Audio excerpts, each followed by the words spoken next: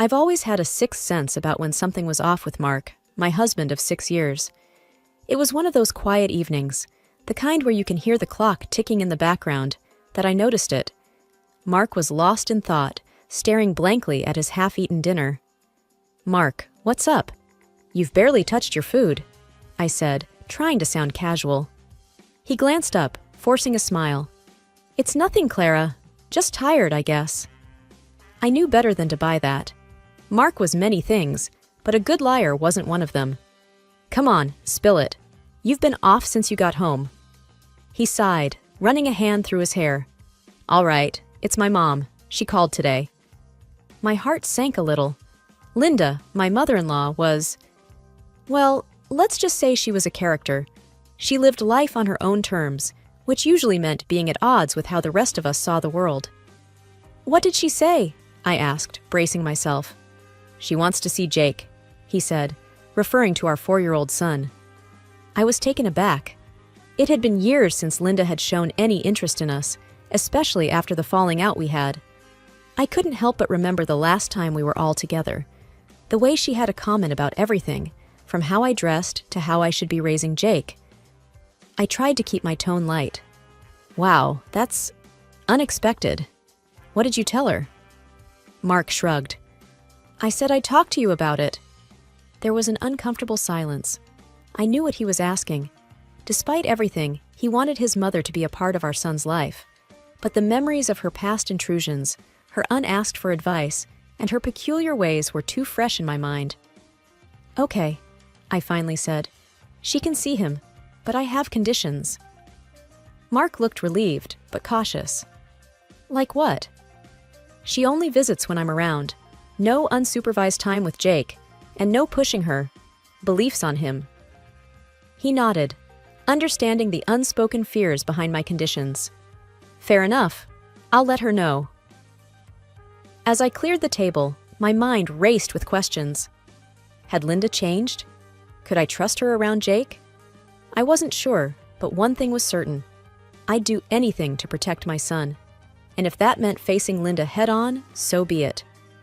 That night, as I tucked Jake into bed, his innocent smile reminded me of what was at stake. I kissed his forehead, promising silently to keep him safe from whatever Linda might bring into our lives again. The day I first met Linda is etched in my memory like a scene from a movie you can't forget, no matter how hard you try. Mark and I were engaged, and he had been prepping me about his mother all week. "She's a bit different, Clara. Just keep an open mind, okay?" he had said, a nervous chuckle escaping him. I wasn't sure what he meant by different, but I was about to find out. We drove up to a quaint, slightly overgrown house on the outskirts of town. The door swung open before we even got out of the car, and there she was, Linda, in all her glory. Barefoot, with a tie-dye dress flowing around her ankles, she seemed to glide rather than walk towards us. Her hair was a cascade of gray waves, and her eyes sparkled with a kind of mischievous energy. "Mark, and you must be Clara!" she exclaimed, pulling me into a surprisingly strong embrace. "Welcome to my sanctuary." The house was like a museum of esoteric artifacts. Crystals hung in the windows, and the smell of incense filled the air. Linda chatted nonstop as she showed us around, her topics ranging from astrology to herbal remedies. As we settled down for tea, she began talking about her lifestyle. "I've been a vegetarian for decades now. Meat clogs the soul, you know. And I draw energy from the earth, that's why I don't wear shoes." I exchanged a glance with Mark. He shrugged as if to say, "I told you." I tried to keep up with the conversation. "That's interesting, Linda. I've never met anyone who lives like this." "Oh dear, there's so much to life that people miss out on. Did you know I'm part of a community that practices sun nourishment? We believe in absorbing energy directly from the sun." I didn't even know what to say to that. I mean, how do you respond to someone who thinks they can eat sunlight? Mark jumped in, probably seeing my struggle.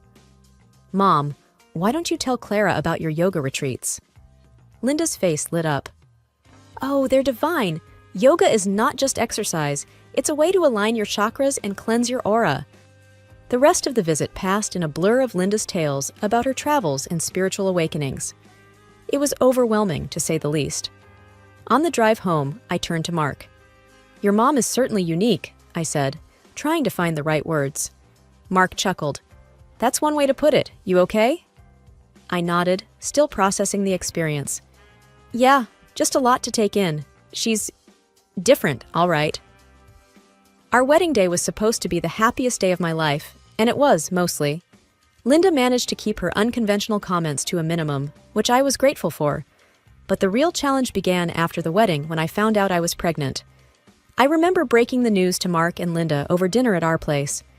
Mark was overjoyed, grinning from ear to ear. Linda, on the other hand, had a different reaction. "Congratulations, my dears. This is a sacred time.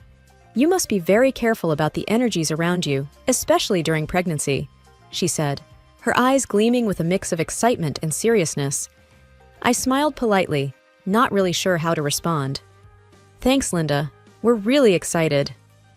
As my pregnancy progressed, Linda started showing up more often, unannounced, with all sorts of herbs and books on ancient pregnancy practices. One evening, she came over with a big basket filled with who knows what. "Clara, darling, I've brought you some natural remedies and superfoods. These will ensure a healthy and spiritually aligned pregnancy," she announced, laying out her collection on our kitchen table. I glanced at Mark, who seemed as perplexed as I was. Thanks, Linda, but my doctor has already given me a diet plan to follow." Linda waved her hand dismissively. "Doctors don't know everything. Trust me, these are age-old practices. They've helped women for centuries." Feeling a bit cornered, I decided to let her have her way, thinking it couldn't hurt to try some of her superfoods. That was my first mistake. Days turned into weeks, and Linda's influence over my diet and lifestyle grew. She convinced me to switch to a strict vegetarian diet, cutting out all meat and dairy. I started feeling tired all the time, but Linda assured me it was just my body detoxing. "Your body is cleansing itself, Clara.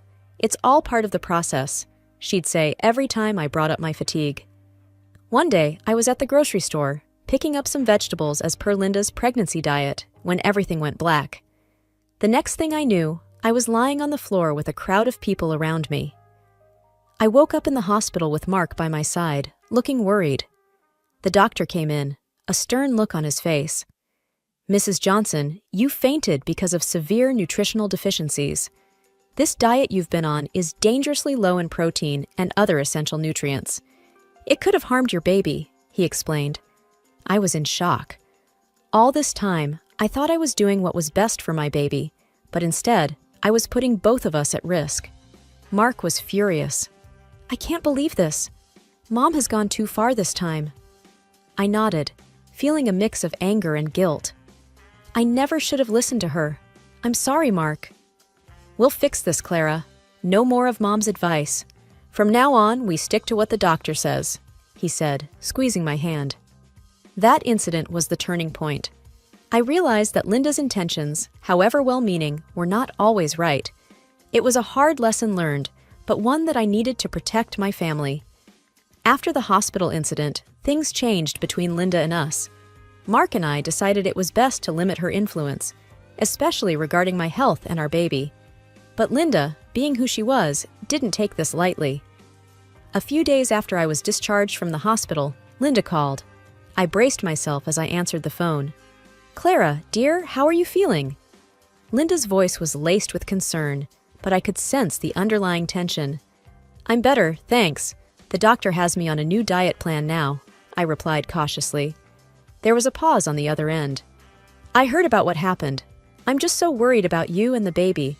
You know, conventional medicine doesn't always know best." I took a deep breath, trying to keep my voice steady. "Linda, I appreciate your concern, but the doctor was very clear. The diet you suggested wasn't right for me. It put the baby at risk." Linda's tone shifted, becoming more defensive. "I've been studying these practices for years, Clara. I know what I'm talking about. You can't just dismiss ancient wisdom because of one doctor's opinion." I felt a surge of frustration. "It's not just an opinion, Linda. I fainted. The baby could have been hurt. I can't take that risk again." There was a heavy silence before Linda spoke again. "I just want what's best for you and the baby. You're part of our family now, and it's my duty to share my knowledge." I knew this conversation was going nowhere. Linda, I need to do what's best for my health and the baby's. That means following the doctor's advice. I could almost hear her shaking her head in disbelief. You're making a mistake, Clara, but it's your choice. I just hope you realize that before it's too late. The call ended shortly after, leaving me feeling drained and uneasy. I knew Linda meant well in her own way, but her refusal to acknowledge the danger she had put us in was alarming. I looked over at Mark, who had been quietly listening. We're doing the right thing, right? I asked, needing his reassurance. He came over and hugged me. Absolutely. We have to put you and the baby first. Mom will just have to understand that. The tension with Linda came to a head a few weeks later. She had been calling, leaving messages about various natural remedies and practices she thought we should consider for the baby. Mark and I had agreed to stand our ground, but facing Linda was easier said than done. One afternoon, Linda showed up unannounced. She had a bundle of herbs in her hand and a determined look in her eyes. I opened the door, my heart sinking. Clara, I've brought some herbal supplements for you. They're vital for the baby's development, she said, pushing past me into the house. I closed the door, taking a deep breath. Linda, we've talked about this. I'm following the doctor's advice now. I can't use those. Linda set the herbs on the table, her expression hardening. Clara, you're being closed-minded.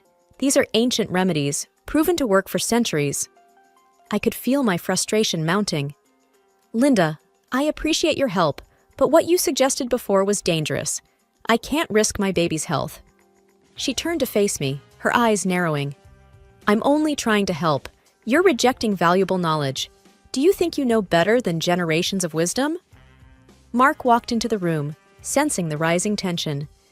Mom, enough! We've made our decision. Clara's health and the baby's safety are our priority. Linda's gaze shifted between us, a mix of anger and disbelief on her face. I can't believe you're choosing to ignore my advice. I'm your mother, Mark, and you, Clara, are carrying my grandchild. I tried to keep my voice calm. Linda, it's not about ignoring you. It's about doing what's medically best for the baby. Linda shook her head, her voice rising. You're both making a huge mistake. When something goes wrong, don't come running to me. With that, she stormed out, leaving the herbs on the table. Mark and I exchanged a look, both of us drained. That could have gone better, he said, a sad note in his voice.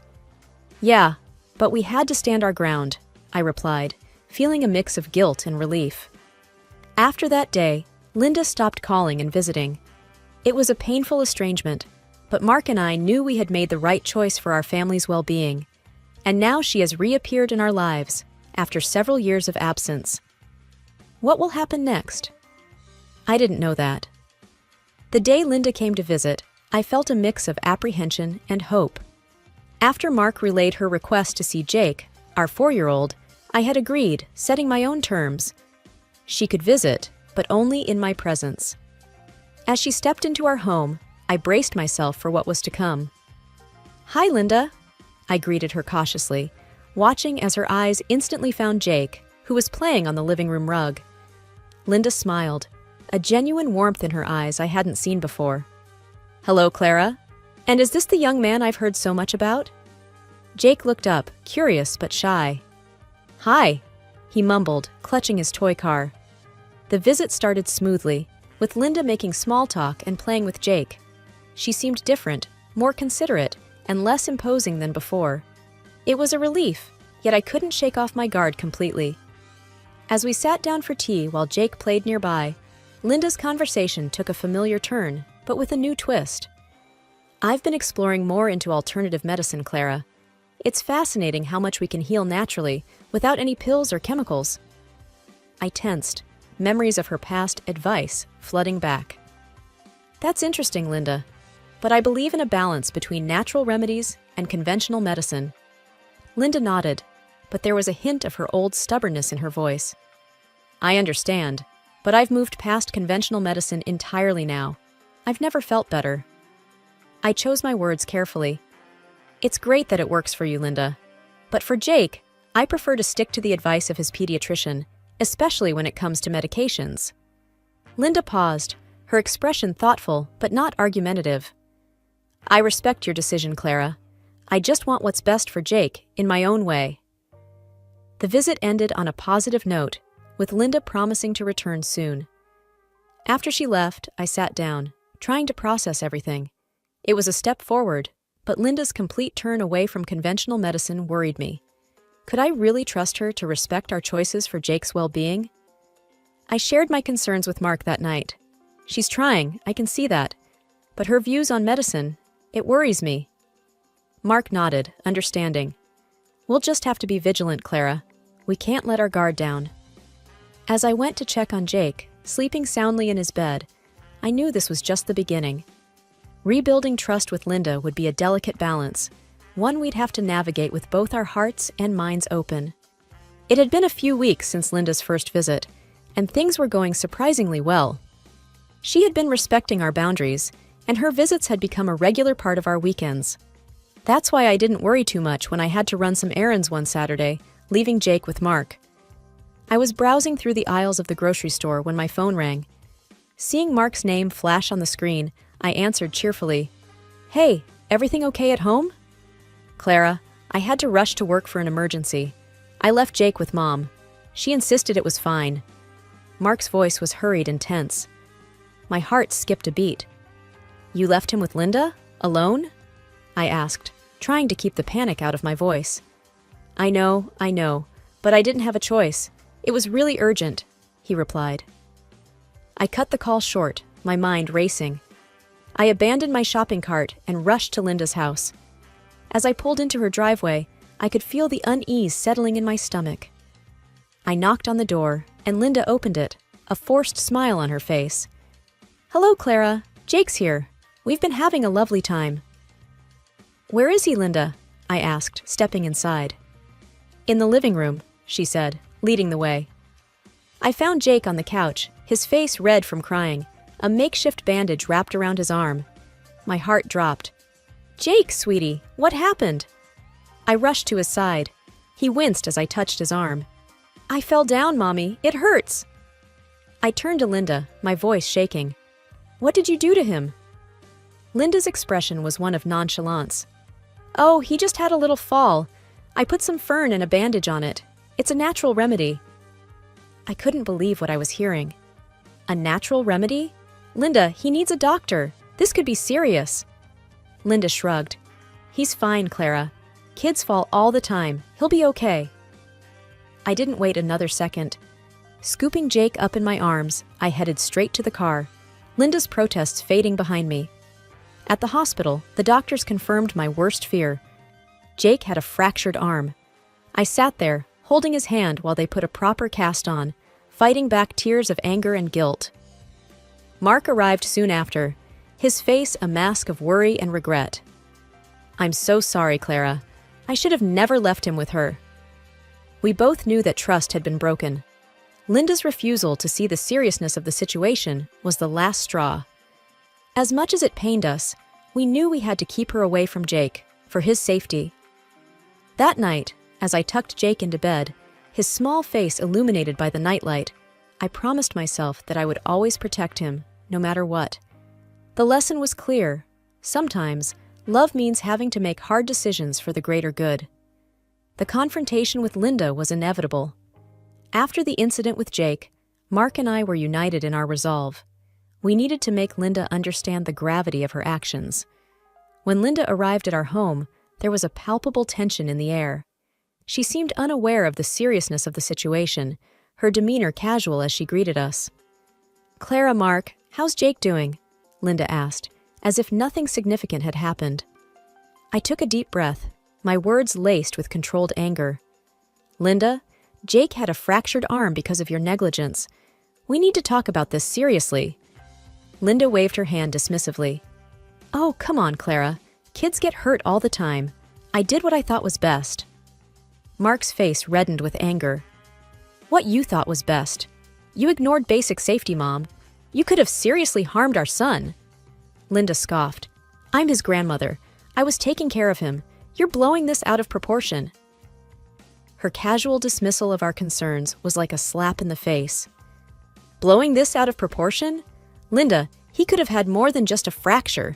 You refuse to get him proper medical attention." I shot back, struggling to keep my voice steady. Mark stepped forward, his voice rising. "You're not understanding the seriousness of your actions, Mom. We can't trust you with Jake anymore. Not after this." Linda's expression turned to one of mock surprise. "Really? You're going to keep me away from my grandson over this?" "It's not just this, Linda. It's about his safety, something you've repeatedly taken for granted," I said firmly. The argument escalated, with Linda refusing to acknowledge her fault and Mark and I insisting on the new boundaries we needed to set. The conversation reached a boiling point, and Linda stood up abruptly. "You know what? Fine. If you're going to be this unreasonable, maybe I shouldn't be part of your lives at all," Linda spat out, her voice laced with bitterness. Mark, usually the peacemaker, didn't back down. "If that's what it takes to keep Jake safe, then so be it." With a final glare, Linda stormed out, slamming the door behind her. The room was thick with tension long after she left. I turned to Mark, feeling a whirlwind of emotions. Did we just do the right thing? Mark wrapped his arms around me. "We did, Clara. It's our job to protect Jake, no matter how hard it is." As we stood there, holding each other in the silence of our home, I knew that this was the end of a chapter in our lives. A painful, necessary end. We had stood our ground for Jake's sake, and while the future was uncertain, I knew we'd face it together, stronger and more united than ever.